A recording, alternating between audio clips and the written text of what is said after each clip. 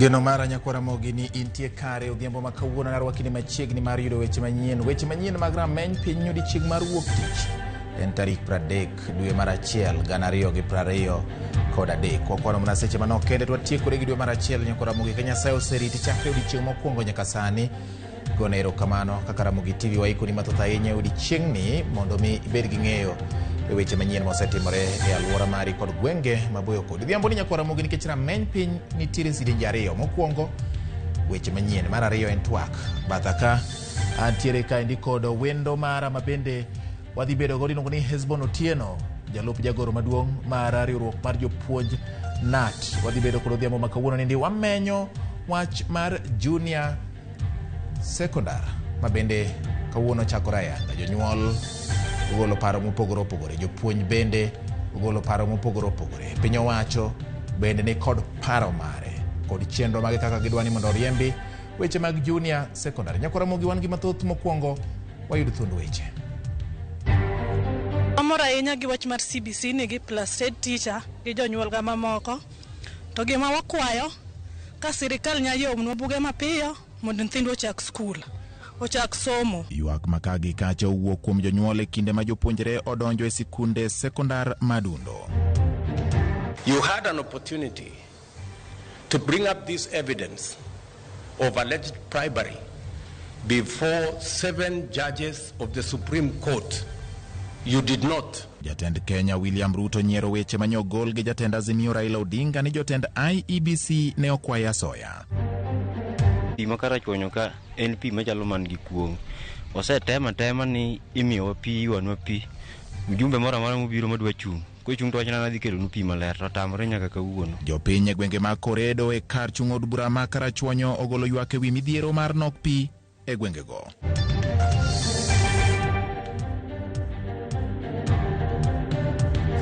Machiegni Ramogi mar yudo weche manyien adimba kokalo e Ramogi TV. Weche manyien mag rameny piny chakore gi sani. Inyalo tudori kodwa e namba 3600 mano namba marwa mar ote machuok, kata bende inyalo loso kodwa kokalo e Facebook mar Ramogi TV, Ramogi TV Kenya, YouTube kaachiel kod Twitter handle en @RamogiTV KE. Mara wuon en @GeorgeBati_. Jaloko marwa iluongo ni Elizabeth Otieno. Ramogi bed kodwa chakruok nyaka giko e weche manyien. Nyinga en George Bati. Somo mar junior secondary ochakore ayanga odiechieng' ma kawuono e pacho kama ngima ka jopuonjre mag grade mar 7 oyudo thuolo mar chako winjo much somo e klas no masani obiro manyien.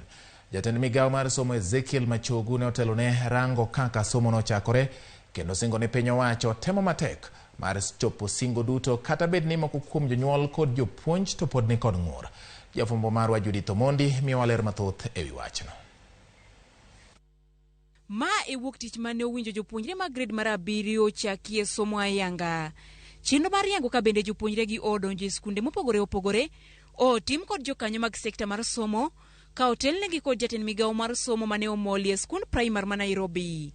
Machogu olero ni en kod adier ni jopuonjre duto mohewo milion 1.2 mane otimo penj mar KPSEA biro donjo e junior secondary, kendo gin kaka jokanyo mag sekta mar somo gitemo matek mar tieko ng'ur mapod okwako sekta no. Moko kuom gik mane girango odiechieng' ma kawuono en buge mabiro konyo jopuonjre go. Giving out 17,800,000 set of books to all our students in the junior secondary school. So there is no parent, there is no teacher, there is no one who is going to require again that either the students or the parents buy additional books, because what we have provided as government is adequate. Bende okwedo mokalo weche moko mawuok ni jopuonj moko juogo jonyuol e skunde mag piny owacho, wach moko ni en ataro mar chik. And let me repeat that no principal, no board of management, no parent association, no any other person will be authorized to come up with unnecessary levies as registration fees. Tend skunde mopogore opogore mana watu gode kaunti ma Migori, Homa Bay, Siaya kod Kisumu koni gi yene jopuonjre mondo chak somo kata bed ni giunge kod uniform manyien. For the time being, since the board of management is strict contemplating about the uniform, we are going to tell them about the uniform, but right now the students are reporting using their previous uniform.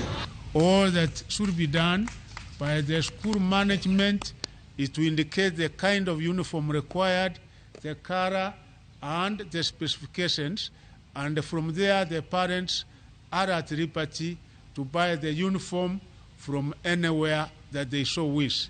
Kang'ur maduong' e moko kuom skunde, to en ni giyudo kwan mar jopuonjre mathoth mokalo, kendo kata klese koronok kaluwore ni skunde moko ne ok omi thuolo mar chwalo somo mag junior sekondar. Koro waparo ni nikech skunde mang'eny moluorowa ne ok oyudo thuolono, waneno ka nyithindo mang'eny, especially naneno ka kawuono uniform wane okikore kiweyo uniform ma jokepshare malong to kod sketi. To infrastructure ok wan go moromo, nikech classrooms ma wan go nitie but ok nyal accommodate gi giduto. We've given the junior secondary school 5 classes, and 5 classes compared to 370, which means the number of learners that is going to be per class is going to be more. Director matayo chenro mag somo e gwenge ma Nyanza Nelson Sifuna yango ni nyalo nitie mar dok nono skunde mane ok opuodhi mondo yaw dhot malach ne jopuonjre. This list might increase as we keep on reviewing on the reason they gave us as to why they should not approve such a school. In areas where we find very long distances, we will still go ahead and give permission to host junior secondary. Kata bed ni jopuonjre gi ne odonje skunde, duol mandiko jopuonj pod irito mondo mi ochwal jopuonje. Jatend migawo mar somo okwayo tend skunde ma ok bi yudo buge kochopo tarik 17 mar dwe mar ariyo mondo ochwal report machal kod mano ne director mag somo e counties duto mapacho ka. Judith Omondi, Ramogi TV. Kata obedo ni somo mar sekondar madundo chakore yango odiechieng' ma kawuono, jonyuol pod nigi ywak makagi kacha kaluwore gi rem ma gineno e chenrono kod pek mar uchumi. Jafwambo marwa James Okoth miyowa ler mathoth mar kaka jonyuol orwako yepo mar sikundego. En odiechieng' ma piny Kenya kokalo e migawo mar somo ndiko e historia kokalo e chako ayanga e okang' mokwongo chenro mag somo e skund sekondar modundo kata junior secondary school. E counties makaluo picha ne okopogore. Kata kamano, thoth jonyuol yuago nengo mamalo mar rwako jopuonjre e skund sekondar modundo kama oting'o nengo uniforms kod mamoko.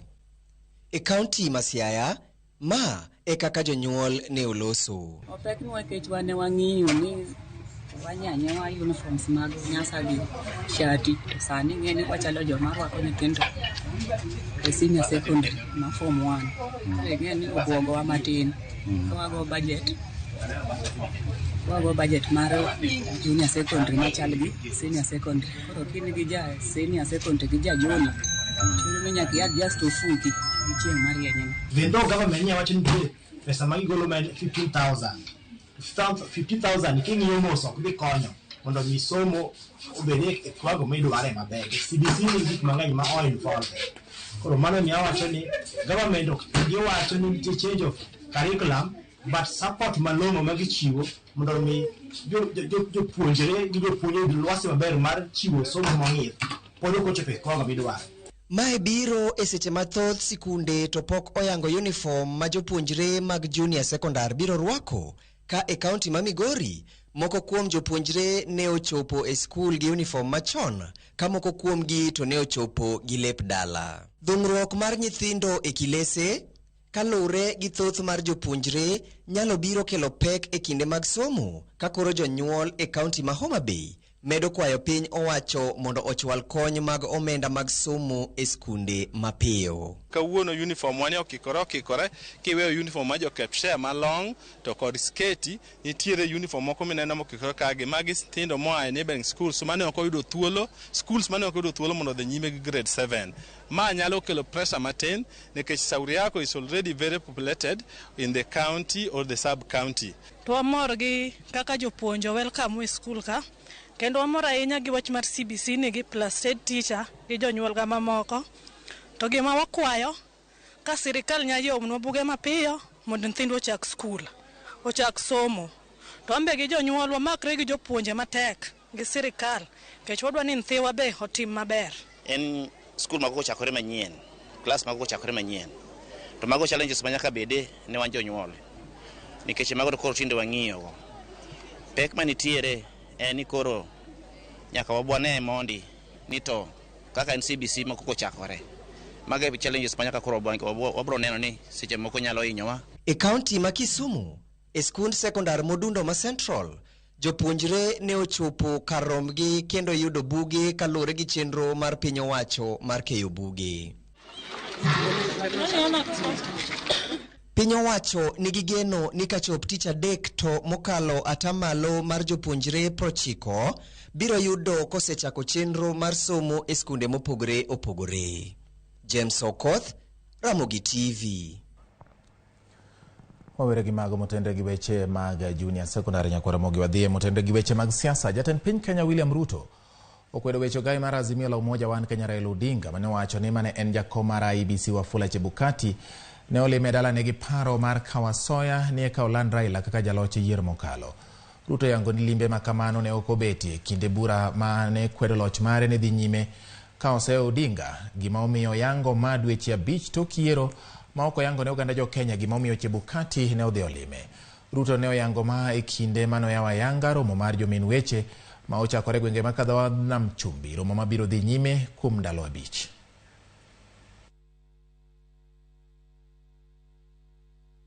He is telling this story 5 months after the act. And he is volunteering this information laced with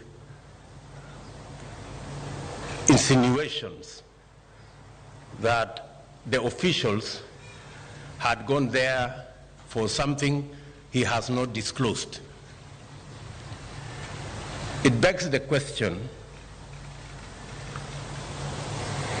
if it is true, what were these officials doing in your house at your invitation? Being a candidate, how did you end up inviting officials of an independent body to your house? It also begs the question, you had an opportunity to bring up this evidence of alleged bribery before 7 judges of the Supreme Court. You did not.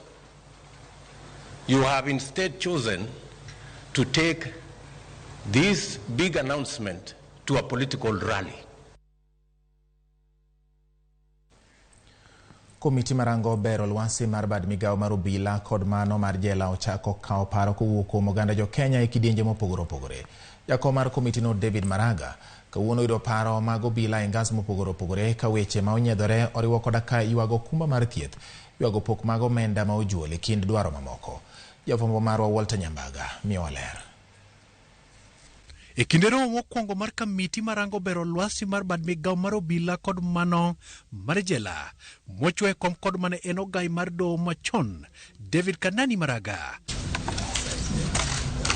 Kamiti no oyudo boke moting'o dwaro mag bad migao mar obila kod kidienje mag obila mopogore opogore. E kama bad migao mar obila koro dwaro ni piny owacho mondo ochwal negi omenda mag nyiewo gige lweny mag kedo gi wasigu e kaka RPG, SPG, Kalagusta kod masinde manyasani manyalo ng'waso miruti kapok okelo hinyruok ne oganda. The major issues that this task force is going to deal with is the issue of operational constraints.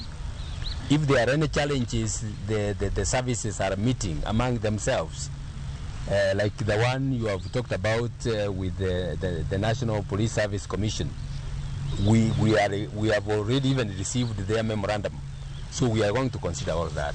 Marago konegi gwelo pach jopiny kokale ote mag mbui ka sechego bende kamiti no koro kolo idwaro mag obila e kaka jolo kumba mag thieth kod sir mabiro kod thieth mago manyadi mang'eny biro gi pek.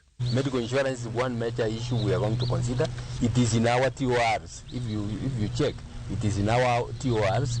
The memoranda we have already received from the IPOA, from the National Police Service Commission, from the National Police itself, from the Kenya Prison Service, actually I've said a lot about that.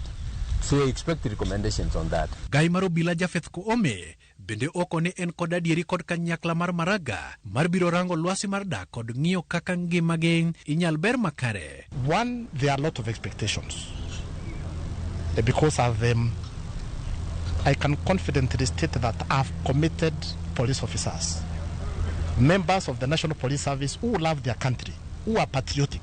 Gikoni moko kumo bilago yudo hinyruok e lai mar tich, eka moko chwe wito ligep wengegi, to moko bende yudo tur mag lumbrugi, eka ochiwo ranyisi kod Inspector Boniface Mutua kod Corporal Julius Irungu, maduto ne oyudo hinyruok bang' matoka margi ne nyono miruti mopidhi mag njore e 2019. Injured, paralyzed, but he's still a brave officer. He can present a strong face, still committed to serve. The vehicle we were traveling on, which is a soft-bodied car, ran over an improvised device, explosive device, and that's how I came to lose my sight. We have issues to do with a proper policy to deal with people who live with disability within the National Police Service. That is paramount. And I would also propose a wellness center where we can have an institution that can be handling police officers who get injured. Maraga okonigi biro luorore mar kao pa jopiny kod obila e kata mana ute mag ang'ech kod tesende mag obila. We will go to some police stations. In those police stations, we will ask the senior officers to give us a room. They will not be there. We will listen to the junior officers so that they can speak freely to us. Kaka chenro mar bero lwasi mar bad migao mar obila, jakom mar kamiti David Maraga ochako chenro mar kao pach obilago kendo neno ni oketie tim dwaro margi. Chenro makende mosenyiedhore kind dwaro magi okelo kanyakla loso lwari mag masinde mago mag lweny. Walter Nyambaka, Ramogi TV, Bomas of Kenya, Nairobi. Piny owacho lando ni oketo tenge siling bilion 2 mar kedo gi midhiero mar oro kod kech ma okwako gwenge ma pacho ka. Jalup jatend piny Rigathi Gachagua ema oyango mano ka olero ni piny owacho menyo neno ni oganda jo Kenya ok oyudo pek e kindegi ma pod oro timo limtidi.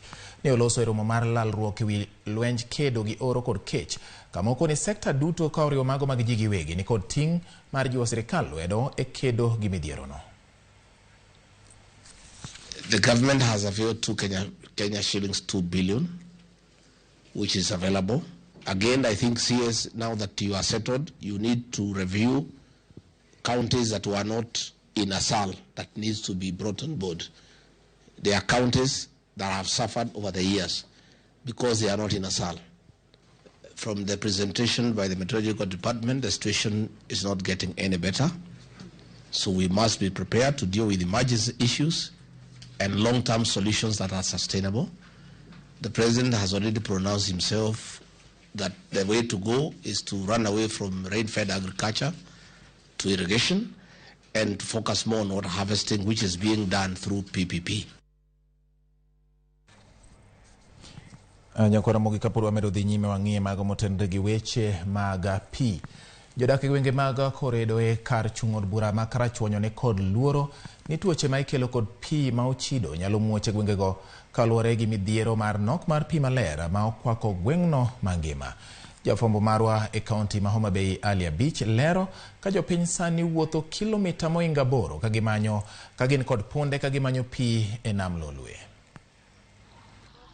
Rio mar pi sani okwako gweng' ma Koredo e kar chung' bura ma Karachuonyo kaluwore gi chieng' makech ma sani koro rieny kendo chuno jopiny mondo law pi ka giwuotho moingo kilomita 8 ka gidhi umo pi e nam Lolwe ma bende ochido kendo ok ber gi ngima oganda. Jopiny go wacho ni ne gineno pi maler e gweng'no moingo higni 30 mokalo ka sani gin gi chandruok maduong' mar pi maler ma ginyalo tiyogo e miechgi. 90s ne wan ga gi pi. Pigni nokel gi former MP Okikia Mae. Koro nyawacho ni pi ma Karachuonyo ka en pi machalo man gi kuong'. Osetema ni imiyowa pi, iwanwa pi.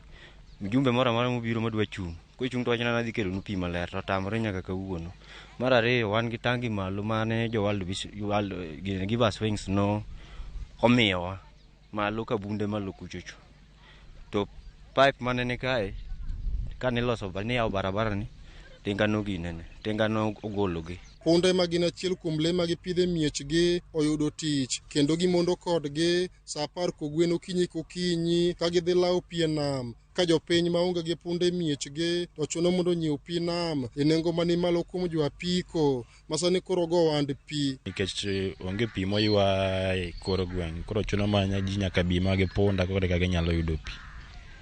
Koro ng'en ki joma be ama boyo jok moko ae tie got gi malo kocha. Koro ng'eni ting'o pi walking distance ne distance moro mabor. Pi ne ngima dhano to ka ok orach nam ka to kakwa modh tamo ma koth bolal sani mo kakwa nyalo yudo pi mwanyalo modho onge. Mine kod nyithindo matindo manyiri e gweng'no ywago chandruok ma gineno e wi onge mar pi kendo gin kod luoro ni tuoche ma ikelo kod pige mochido nyalo muoch e gweng'no. Koro kaka wanya yudo pi onge kuba achiel wanya ng'iewo 50. Watiyo gi pi mabati to sani onge. Koro sani chuno ni watiyo gi pi nam. Pi nam no bwe ka samoro onge yath to kimodhe kamano to inya diewo. Nitie joma got kitambo gi wuoth nyaka ka iyudo ka giseol. Koro gima dwa gombo ni sirikal otimo gikunynwa pi seche ma wanya yudo samoro kokale pigni. Koro dwaro mondo mi sirikal okelnwa yedhe ma ikete pi kaka water guard gen. Jalup ruoth ma Koredo wacho ni ngima mine kaachiel kod nyithindo matindo manyiri ok ni maber e gweng'no ka okwayo migepe mag piny owacho kod jotelo makono mondo oyie oresgi. Omiya kwayo sirikal mawinjo ywakwa ni ka giyie to gikelnwa pi machiegni ma ginyalo ywayo kor gwengewa mondo minewa matindo mawuok gotieno ma samoro ngimagi bende bedo atari nikech ginyalo romo gi gimoro amora manyalo affect ngimagi mondo obed kare. Nikech mano bende kata kotieno kata yo ma giluwo ka gidhi mo pi nam. Yono sani rach ma kata punde ma gitiyo ka gidhi mo pi gotieno punde go moko tur kendo moko tho nikech yo marach. Ali Beach, Ramogi TV, Homa Bay. Kowuok e mano mar riyo kata pi ma koro nok e gwenge ma Karachuonyo e kaunti ma Homa Bay wang'iya ni motende gi weche mag arita mana motende gi mwandu mag pi. Jatend migawo mar arita Kithure Kindiki olando ni osechuog bado bila manyien mabiro chiwo arita ni mwandu mag pi ma jomaundu kod jokuoge osebedo ka geto. Kindiki owacho ni obila go biro chiwo arita ne yewni, tenge madongo kata tengni madongo mag pi, kuonde thiedho pi kod odundu mag keyo pi ma itayo kod migawo mar pi. Jagoro mongirore migawo mar pi kod ler Paul Rono oyango ne giwito bilion 10.6 ka higa kaluwore kod jokuo kod jomaundu maketho mwandu mag pi e pachoka. You may be aware that currently the water coverage in Kenya is close to 70%. And with the current plans by the government to invest on UE dams, close to 100 dams, and another small dams close to 1,000 dams, and a number of boreholes across the country, there is need to make sure that all this infrastructure, including irrigation infrastructure, are protected. I have gazetted, effective this month, water infrastructure, water reservoirs, and all critical water sources as part of critical infrastructure that falls under the Protected Areas Act, which provides for special protection and which provides for procedures of removal from persons who might be found in those places without authorization. Erokamano nyakora Ramogi kuom keto Ramogi TV gi thuolo ni aneno kwa kawo yweyo marwa mokwongo kata kamano pod wan gi mathoth ma waikoni kendo gin weche manyien ma owinjo bed ni chiko negi iti mar ng'eyo ni to en ang'ono matimore alwora mari kata e piny Kenya mangima gi thuolo ni.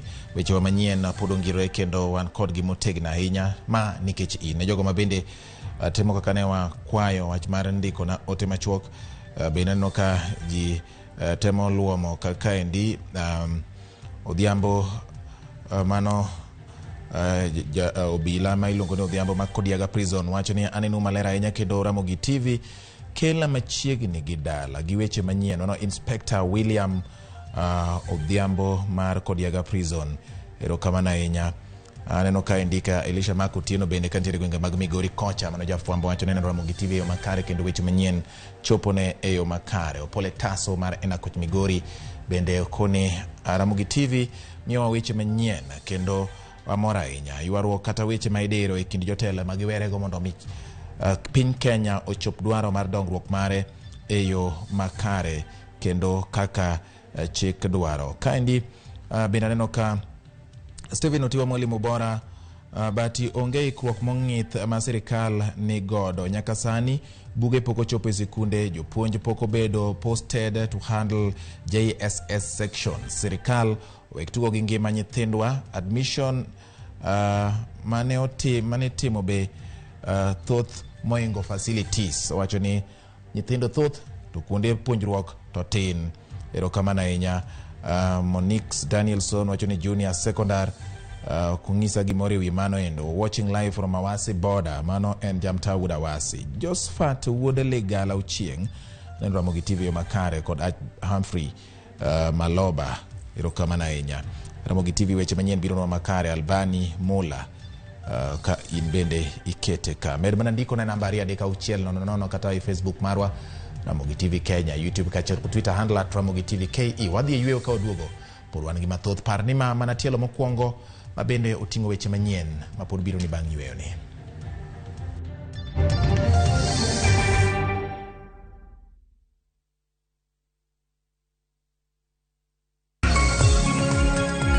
Nyakoromogi Juang, chenro mar rupiny biro ni pile ka pile, wuok tich nyaka tich abich, chakre sa 12 nyaka sa 5 onyango, kama wakelo ni weche manyien kod nonro mar gazet. Wakelonu twak mong'ith, twak magero ganda. Chakre rupiny, wakelonu jolony ka warango chal mar piny Kenya, kaeto wadonjo nyaka chenro mar mbaka oromo. E mbakano, watude kod reporters magwa e kor gwenge, e counties mopogore opogore ka gimiyowa weche matuch. Magi duto inyalo yudo achiel kachiel e mbui magwa mag Facebook, Twitter kod YouTube. Tudri kodwa an Sharon Ongao. An Cleophas Oluoch. Kachiel kod an Joyce Oduor. Machiegni nikech ma en rupiny.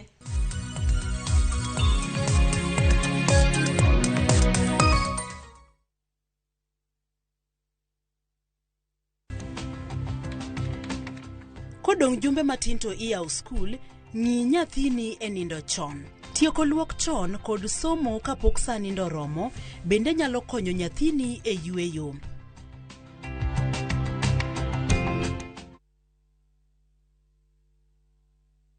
Jatelo mano biro kae nyoro, odwari warus kodi. Hera motwere kidi Lwanda omuoche kindo osiepe ariyo. Jiteng'i. Neno no kende ok nyal romo. Wange gi nyaka. Miriambo thinyore lela kendo kelo mirima kod lit. Anang'eni do ng'at maber kaka. Bende anyuola kod osiepe nyalo donjo e kind osiepe ariyogi. Bedi. En ok ohera kata matin. Inyalo chopo kanya gi jal ma ihero kiling'ling'. Ne Suresh ni oko, ibende biwadhi.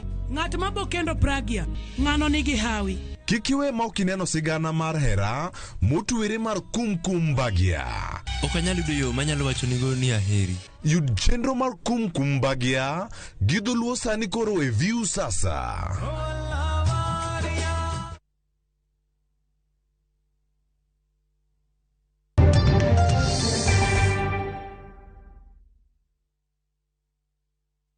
Machiegni kendo nyakwa Ramogi bang' yweyo no wadhi nyime gi weche manyien. Maxim Wahome ma en achich maduong' nek mar dereba mar piem mar Safari Rally Asad Khan koro pok ong'eyo chal mar bura mibiro makne tok ogai mar jomin wach rem ma ok ochiwo ler ewi burano.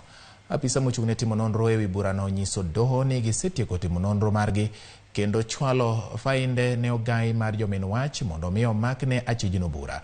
Nyaka sani Maxim Wahome pok odonjne gi ketho moramora, wach makoro ikwedo kod okil Danstan Omari ma ochung' ne familia mar mosenindo Asad Khan magi timore seche ma bende wuon ot kama mosenindo Asad Khan kod Maxim Wahome ne odake koro kwayo doho oyiene okodesa odno kaluwore ni nyaka sani oseyudo lal maduong' ahinya. Kata kamano apisa ma ochung' ne timo nonro to wacho ni mano biro mana timore to kosemak bura ne Wahome.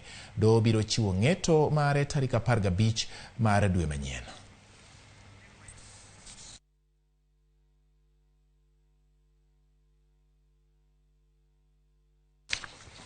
Kawadhi nyime nyakwa Ramogi mane en jalup japuonj maduong' mar skund sekondar Magatanga CCM ma itudo gi ketho mar nek mar japuonjre moro higni 4 mokalo koro idhi geng'ne e od ang'ech kuom ndalo 7 ka itimo nonro ka bende ing'iyo ka bende wiye ni tamam. Elizabeth Gatimu ma ochopo e nyim jayal bura Sylvia Motari idhi timne nonro mar wich e osiptal ma Madhari kapok odwoke kendo e doho kama ibiro somne ketho mare tarik 9 dwe manyien. Familia mar japuonjre no osebedo ka yuago ratiro kaluwore gi digni mar burano.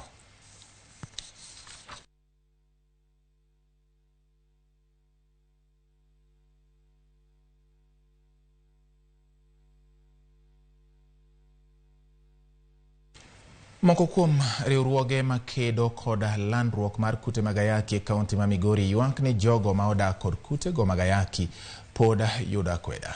Riwruoge go medo manyo riekni mag jiwo oganda kik kwed jogo ma ogamo kute mag ayaki kata mago ma wedegi ni kod kute go. Ripota marwa Jojuma miyowa ler mathoth ewi wachno. Kaunti ma Migori en achiel kuom kaunti e piny Kenya ma kwan oganda mathoth kod odak kod kute go mag ayaki. Kuom kauntis 47, kaunti ma Migori nitiere thuolo mar 4 kod oganda maromo gana 86 ma en atamalo 10.9 ma odak kod kutego mag ayaki. Kata beni okenge mopogore opogore koro oseketi mar kedo kod landruok mag kutego mag ayaki e kaunti ni ma Migori. Riwruogego makedo kod landruok mag kutego mag ayaki e kaunti ma Migori koro wacho ni akweda kaachiel kod luoro koro pod thiro okang' mar kedo kod tuone. Ng'ato ni kod tuo to ng'ato bende ongego. Tiyudo ka koracha dhi bede kind joma odak ji ariyogo. Mago gik miket piny kech gima ng'ato wacho kuomi ok moni bedo mangima. Jokanyorogno ma ong'ere kaka Happy Family makedo kod landruok ma kutego mag ayaki e kaunti ma Migori sani koro chako chenro mar wuothe konde duto e kaunti ma Migori kendo puonjo oganda kaka ginyalo dak kod jogo modak kod kutego mag ayaki kaka yo achiel mar duoko piny akweda. Mondo mi wakony piny, mondo mi akwede ni owuogi, mondo ng'ato neni kare gini ok en gima nego dhano, gini bende ok en gima ka ng'ato nigo to wadwa kwede e kind oganda. Koro emomiyo wawuok oko mondo mi wapuonj ji ni bedo gi kute mag ayaki ok tami timo gimoro amora. Puonjo ji yo ma ginyalo golo go stigma, yo ma ginyalo ritore godo, yo ma ginyalo jiwo godo ngimagi kaachiel kod jiwo jowetegi. Giwacho ni nitiere jogo ma odak kod kutego mag ayaki ma oluor kata dhi kawo yedhego mag ARV nikech akweda ma giyudo ka okuom oganda. Kwane kaka part of gima idak godo e dendi mana kaka njofni nyalo dak. Kisedak kod njofni, idak godo njofni ter kanye, dong idak kod, dong ibi chiemo. Ng'ato koyude kata kuonde mutiye, ng'ato ng'e ni in gi HIV to koro chalo kima koro ikawi ka ng'at moro manosetho. E kinde ma gikedo kod akweda ma oyudo jogo modak kod kutego mag ayaki bende gigeto rawere ka gijiwogi mondo giritre ka bende mago modak kod kutego mag ayaki bende gijiwo mondo koro ti kod yedhego mag ARVs. Puonjo nyithindwa gi mondo kik gidonjie e weche mag terruok kapod gitindo. Gibed ka giritore maka koro chieng' moro gik ma gidwa bede e weche mag dak to gipimore gi jaherane moyudre go no. Puonjogi ni mondo giritre mondo kik gidonje stage mondo giyud tuoni, girite mondo giwe gik machalo chode, girit kinde alafu gitim gimiluongo ni testing, gisiko gipimre saa ka saa mondo ging'e chal mar ngimagi. Lipot mawuok e migawo ni Mathithi kaunti ma Migori yango ni kwan rawere maromo gana 21 897 mantie kind higni 24 ka dok piny koro dak kod kutego mag ayaki kendo tiyo kod yedhego mag ARVs. Jojuma, Ramogi TV, Migori. Jatend piny Kenya William Ruto chiwo siem ne jogo duto manie telo ma osebedo ka tiyo gi thuolo margi e kwepo chulo osuru ni kuomgi sani koro omokerot. Ruto manoloso e romo mar jood bura e kaunti ma Mombasa bende osiemo jood bura mondo mi owere kod tim mar medo muom mag bajet ka giwegi ging'eyo malong'o nyalo mar piny Kenya. Jojaoko nigi ler mathoth kowuok Mombasa. Piny Kenya William Ruto oramo ni kinde kor ochopo mar jotelo duto ma yande leng'o wach chulo ushuru mondo mi ochak chudo kaka jo Kenya mamoko. We cannot continue to operate in a space where those in power exempt themselves from paying taxes using all manner of instruments, while those who do not have as much power pay tax. All I am saying is that the good people who are used to exempting themselves from paying tax, their day is up. Every citizen must pay tax. Ruto mane loso e romo mane okelo kanyakla jod bura maromo Mombasa koni ed midhiero ni thoth jo Kenya mayuto gi ni piny ema piny owacho osebedo ka thung'o gi wach chulo ushuru ka jotelo mamoko to ok chudi. And it doesn't matter even if they sponsor demonstrations so that they don't pay tax. I want to promise them they will pay tax. There's no more exemption. This country is not the animal farm where some are more equal than others. Paro manyiso chwalo mar dwaro ni jotend migepe odadhogi e od bura okoni en mano mar neno ni oket tende tesri ma okutemo loko chike mapachoka. Cabinet secretaries answering questions directly to members of parliament. It was not an issue of trying to renegotiate the constitution. It is an issue of accountability. I am a very strong believer that a government is as good as the accountability mechanism that has been put in place. I must report to Your Excellency that indeed the relevant committees have already begun work to review some of these standing orders, including the provision to allow cabinet secretaries to appear before the House and some of the other issues that the leader of minority has spoken to. Speaker mar od bura mamalo Moses Wetangula to ne korka kore omedo goyo poro ne wache gucho muom mar CDF ka bende osingo ne jod bura ni onge kuma gucho muom no endo biro dhiye. It is our duty to avoid increase in budgetary allocations regardless of financing capacity and to endeavor at all times to use our offices as servants of the people to ensure that government lives within its means. What I want to assure you, honorable members, and this I speak with authority because we have consulted widely and deeply, is that CDF is here to stay. I was a member of parliament when there was no CDF. I was a member of parliament when we introduced CDF. I know the difference. It is like day and night. Twak ewi wach duol mochung'ne tayo yiero e pachoka IEBC ne bende onyuolo paro mopogore ka jaod bura ma Ugunja James Opio Wandai koni nyaka to none matut. Today, just like in the election of 2007, the integrity of the IEBC is being put to question. There are serious doubts about IEBC's future capacity to deliver credible elections. The very existence of IEBC is in doubt. We have earned the dubious distinction as a country whose electoral body was split into two at a most crucial phase of its undertakings. We cannot therefore afford to approach the sensitive task of reconstituting the IEBC in a business as usual manner. We cannot continue to take our disagreements to the judiciary. If anything, we are surrendering the legitimacy of the houses to the judiciary. Jatend piny Kenya William Ruto koni jogo duto moko osebedo ka chulo ushuru nyaka to koro wuog oko mar neno ni ji duto ma jo Kenya romre korka wach yuto mapachoka. George Aoko, Ramogi TV, Mombasa.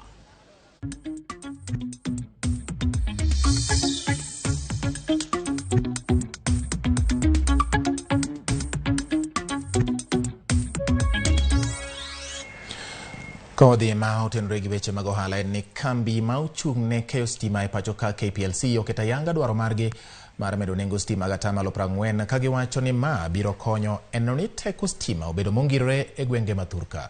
Koloso motelo ne chenro mar chako kawo pach jopiny ewi wach medruok nengo stima ma ibiro taa kod telo ma ochung'ne gayo teko kod mauta EPRA. Jatend KPLC ma kojolo Geoffrey Muli oluwo ni gigeto medo yuto margi gi siling bilion 30 poni kwayo no puodhi. Poni EPRA opuodho kwayo makamano nengo stima biro idho nyaka siling 14 kowuok e siling 10 kuom unit ka unit ne jakenya matiyo kod matin ne unit 30 e dwe. Managing Director at Media Communications Limited from Alex Watermelon.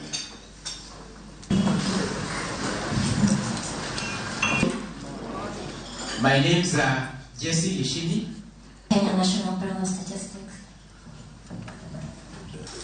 Team from Corporate Communications.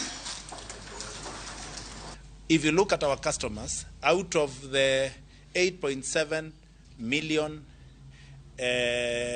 customers in domestic customers in KPLC, 6.7 of those customers consume less than 100 units, and therefore they have been on lifeline tariff. And a lifeline tariff is a subsidized tariff.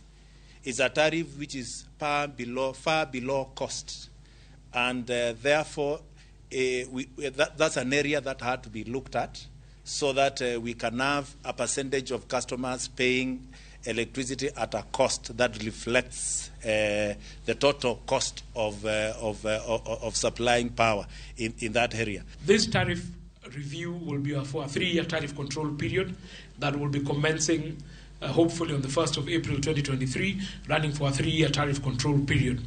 We are hoping that at the end of this process, we do land at a sweet spot in terms of balancing between this interest of investors, consumers, and other stakeholders, including the government's interest, so that then we're able to ensure that we drive this economy going forward. But as for today, in terms of what is the process, as I said, tomorrow we'll be starting our first public participation meeting in Nakuru. That is tomorrow on Tuesday. We'll then be moving on to Eldoret, going on to Kisumu. Piny owacho mar kaunti ma Migori okadho chik mar choko osuru kokalo yor lony manyasani e dwaro mar medo yore mag choko osuru e kaunti no e kinde nyasi mar choko pach jopiny kaluwore gi okang' makamano. Jatend migawo ma ochung'ne omenda e kaunti ma Migori Maurice Otunga owacho ni okang' makamano biro geng'o kendo gigeno ni biro dino bugni ahinya to ne jogo ma osebedo ka badhore ne chulo osuru. Jalup gavana ma Migori Mahiri Gimunta owacho ni gibiro chuogo bod mabiro bedo katayo chenro mar choko osuru e yor lony manyasani. E higa mar 2021, kaunti ma Migori ne oyudore mar choko osuru kod siling milion 70 kaluwore kod wach mar mibadhi kaachiel kod muoch mar midhusi mar korona. Kata kamano gintie gi geno ni choko mar osuru biro dhi nyaka milion 350 e osuru mar hikomenda masani. Revenue below 30% of what we are supposed to collect. So as one way of improving revenue collection in our county, we want to automate, and by also coming up with the revenue collection board that will be in charge of the revenue collection, revenue sharing, and revenue distribution among all the key stakeholders in Migori County. We are introducing this bill because we want to eliminate inefficiency and scandals that used to be there, or that is still there, in as far as collection and administration of revenue is concerned. And we want the Act to give us authority to have access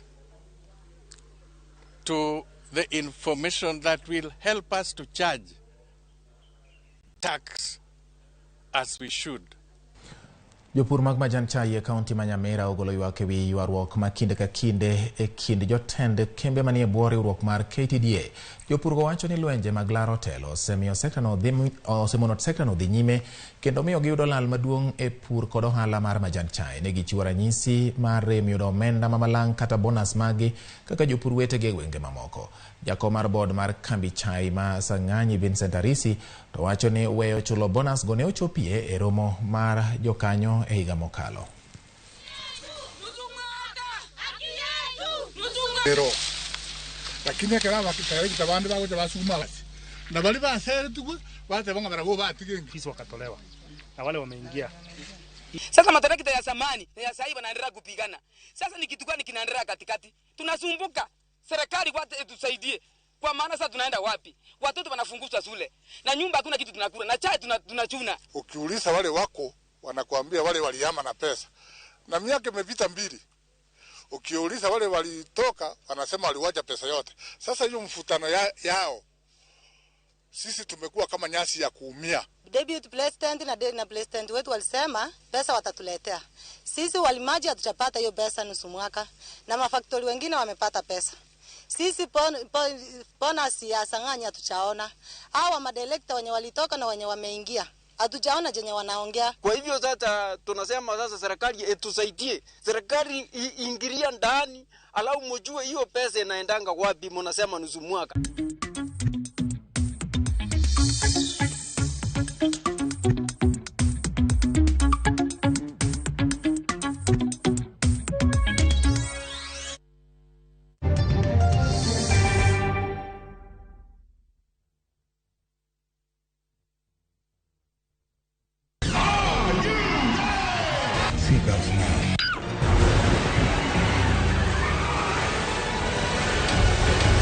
We all want a piece of the action. The deal is $20 million. The deal is non-negotiable.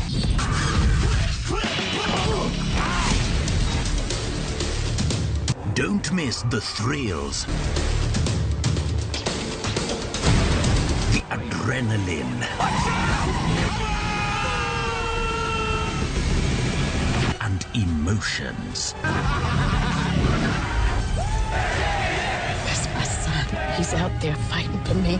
Viusasa brings you the best movies in your comfort zone. Feels good to be back.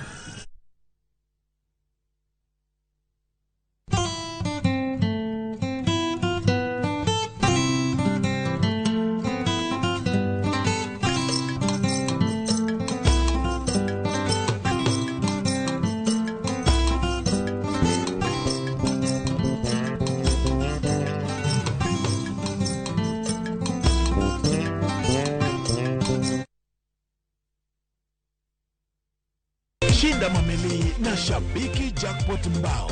Pata bonuses nono from 10 correct predictions. Cheza sasa na Shabiki Jackpot Mbao. Ni mbao tuiki.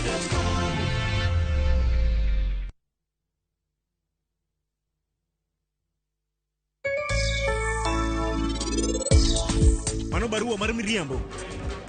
Nikech anang'eyo maber diko mar Thapki. Thapki an bende aheri ahinya. An aheri Thapki. Aheri gi chunya te. Kawuono seche mitango nani arus mar gi kabiren mar adier to an bende aneno ni akita arus mara gi Sankar mondo bed adier. Bihan ini bro timo na gimoro amora madwaro kae. Nikech in sekenda.